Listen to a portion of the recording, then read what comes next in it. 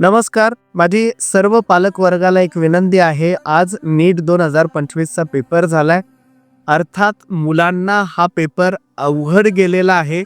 त्यामुळे कृपया एक पालक म्हणून आजच मुलांचा स्कोअर, कट ऑफ वगैरे याच्या मागे लागण्याऐवजी त्यांना थोडासा आधार द्या. कारण हा पेपर सगळ्या भारतातल्या मुलांना अवघडच गेलेला आहे.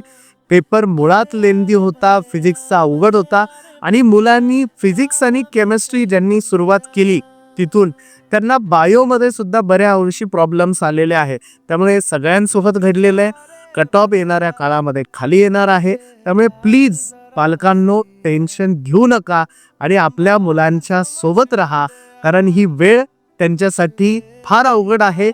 प्रचंड मेहनत, प्रचंड कष्ट आपल्या मुलांनी या परीक्षेसाठी घेतलेले असतात. परंतु दुर्दैवाने आज परिस्थिती त्यांच्या सोबत नाही आहे.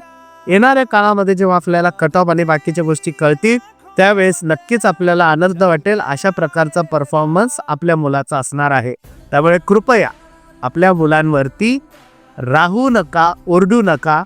थोडंसं आपण शांतता ठेवू. थँक्यू.